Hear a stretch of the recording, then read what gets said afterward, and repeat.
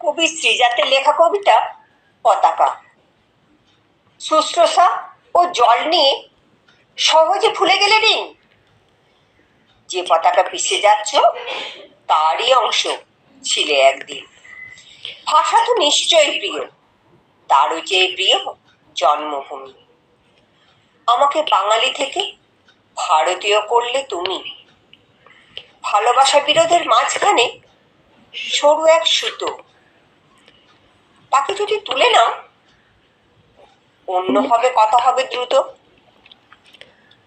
এত যদি দেশ থাকে, যদি এত ঘৃণা হয় জড়ো, তবে তো সওয়াল ওঠে ক্ষমতা কি দেশের চেয়ে বড়?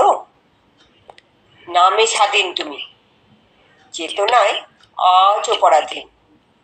যে পতাকা পিষে যাচ্ছ তারই নিচে ছিলে একদিন।